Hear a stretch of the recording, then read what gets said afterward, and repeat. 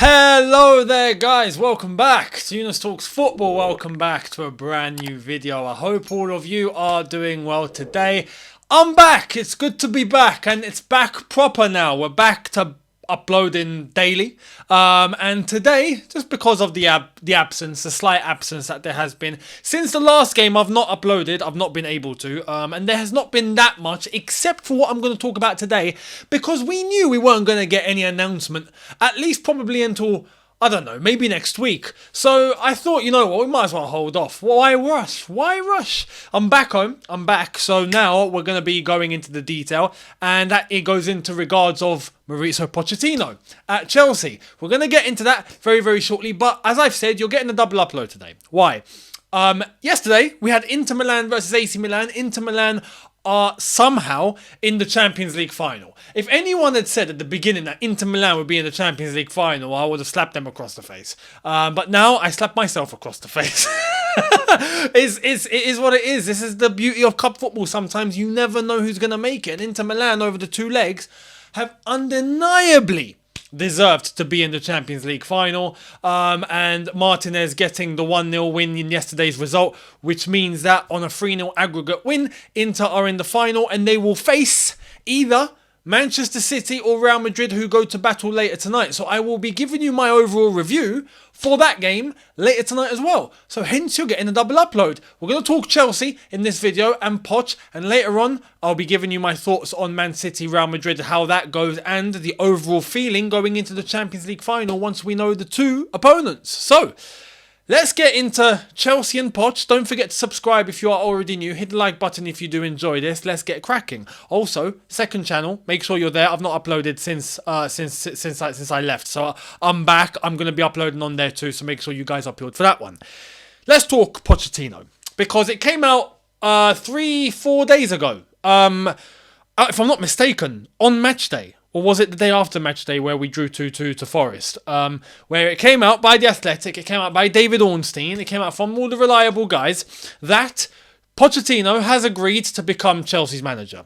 That's it. Agreement is in place. It's all about the official announcement, which I guess is coming somewhat soon. Now, the only way, which is basically not going to happen now, but the only way that this does not happen is if Daniel Levy not only picks up the phone, but he creates an appointment or a date to go and see Poch, and he gets down on both of his knees, he puts his hands together and he goes, Mauricio, I beg of you, I beg, I beg, I beg, I beg, I beg, I beg, I beg, and he stays like that for about half an hour. I beg, I beg, I beg, please, please, can we even just talk about you coming back to Spurs? That's the only way that something like Mauricio Pochettino to Chelsea won't happen. It's basically going to happen. Pochettino will be the next Chelsea manager. And you know what? I'm going to give you my overall honest feelings now compared to when the initial rumour at the beginning started, right? I was of the sentiment of, I'm not sure he has the pedigree to take Chelsea all the way to where we need to get to. And to an extent, I still feel that's the case.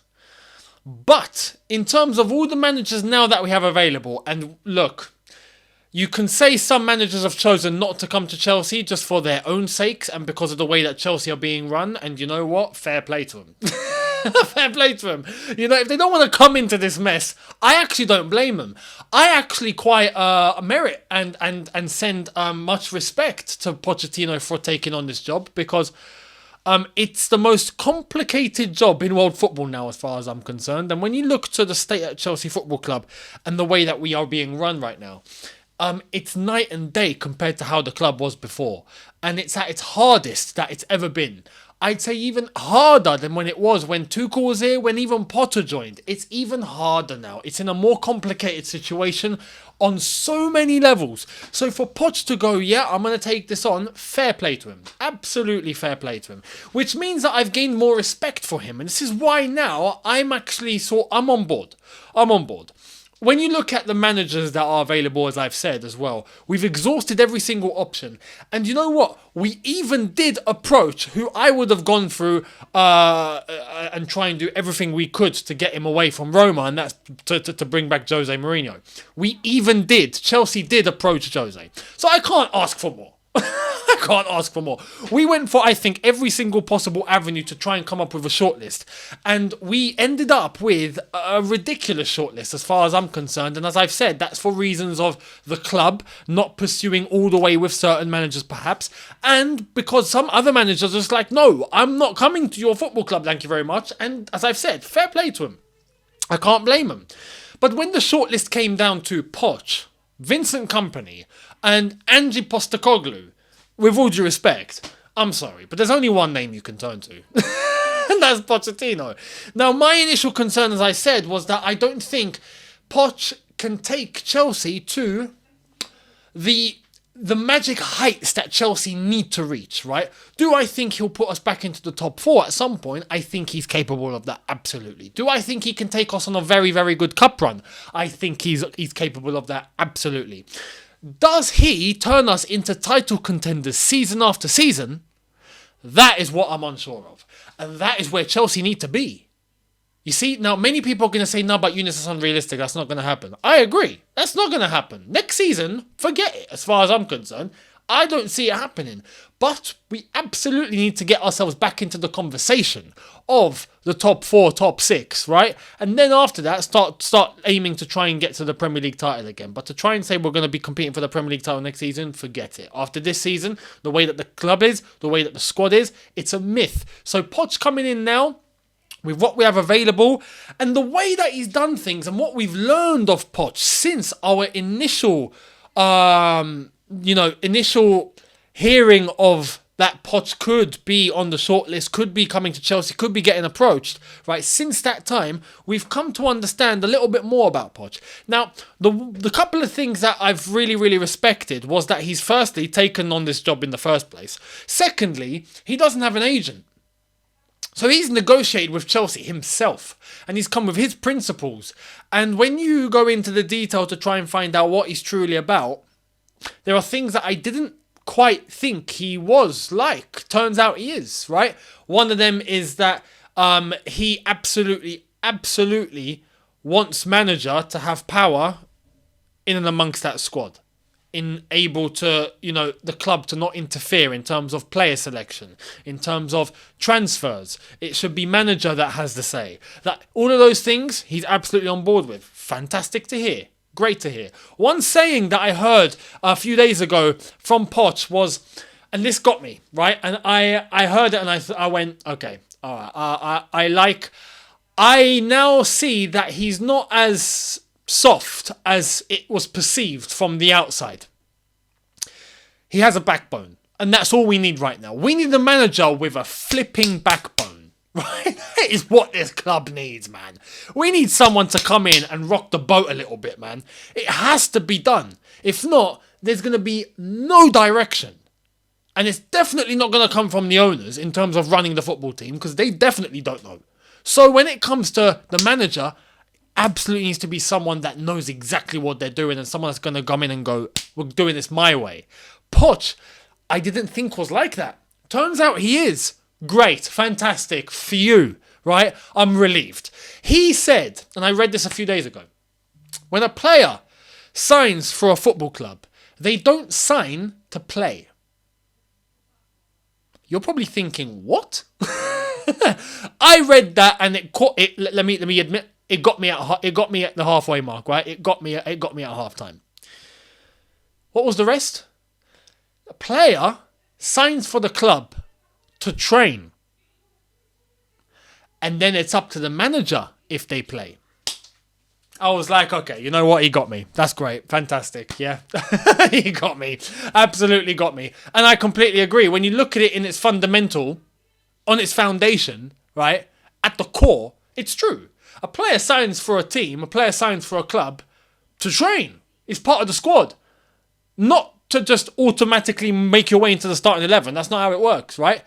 It's up to the manager. Manager signs you, brings you in with an intention to play you. It's up to you to prove if you are going to play, though. And it's up to you to convince the manager. And it's up to you to show the manager what you're made of and what attributes you have for him to know exactly how he's going to use you. And then it's up to the manager to decide who's going to play. There are players that are not going to play. So ultimately, they get employed to train. That is the reality. It's true. The manager needs to hold the power though. And my concern was that the owners don't want that. Now, if Poch has come in and negotiated this deal with Chelsea himself without an agent, it must mean that he's managed to get things on paper that has a certainty of the way that he works, right? He's going to have some sort of protection, surely. He's not just going to bend over to the owners and go, okay, now we're just going to do it all your way. It doesn't seem like that is what Poch is. I thought he was that, and it turns out he's not. So, fair play. Good thing as well, he comes with his own staff, which is great. I've got it here. He says that the staff that he comes with includes Jesus Perez, Miguel D'Agostino, Tony Jimenez, and his son, Sebastiano Pochettino, to join him at Stamford Bridge as his backroom team. Club coaches will also join his staff. Included in that group, he's got obviously his assistants. He's got, I think, a dietitian, or there's a sports scientist there in terms of obviously the physical work, but also the dietary work and the fitness work, who's going to be joining him on that. And there's a medical staff that comes in with him too, which is great. Someone from his backroom staff that is medical, that can actually come and shake our medical team a little bit, because that is absolutely needed with the amount of injuries that we have in the squad. So overall, look, I'm happy. And where can Chelsea go? I'm looking forward to seeing how Potter's going to come in and work. One good thing, and I did say prior to the Nottingham Forest game, was that Chelsea need to get on the blower with Poch if it is actually going to happen, right? Frank Lampard, the club, need to start talking with Poch and start implementing things that he would like to see. This article from David Ornstein did actually mention that Poch will be liaising with Frank Lampard in the meantime for the rest of the season, and then Poch will come in. So Poch will start working immediately away from the club, which is exactly what I needed to hear. I said at the preview that I wanted that to happen. The club to collaborate, Frank Lampard to collaborate, Frank Lampard to give a handover, basically. This is the squad. This is what it's like. This is what this and this player's doing, and this is what this and players like, right? Now take that information and do what you want with it. We need to have that transition. And then one final message is for the club, is for the owners. Please, let the man work. We saw a couple of days ago, I read that apparently Chelsea have regret now about the way that Thomas Tuchel was sacked. Lo and behold, right? And look, we have to be fair. We have to be fair here. The owners have not been in our good books at all, as of late. At all. Because what initially a lot of us thought was good in terms of the transfers, the way that we were spending, the decisions and whatnot, right, has turned out to be a complete mistake, or turned out to be complete wrong strategy in the way that we've approached a lot of things. And as I've said, the owners have not been in our good books. There is an opportunity to learn and not make those mistakes again. And if they don't make those mistakes again, then fair enough, because we have to be honest here. These owners are new. And I'm not saying, completely, just dismiss everything that happened. No. But you got to have balance and you got to be right. You got to be honest. We're not happy, but as long as they don't do those mistakes again from today, going forward, then fair enough. Fair enough. If they make the same errors again, which is what I saw in terms of pre-season, and I got concerned. When you look at the schedule for pre-season, I'm concerned we're going to make the same mistake like we did last year.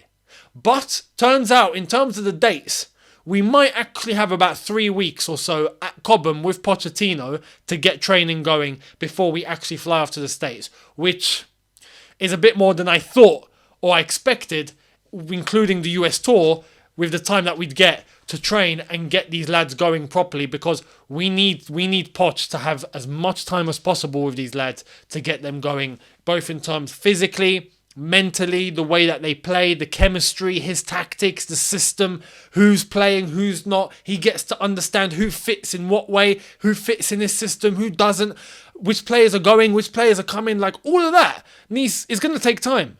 3 weeks minimum for pre-season just at Cobham. And then in the States to go about and play those football matches. But the amount of travel in between those games and there's a short time in between those games got me worried.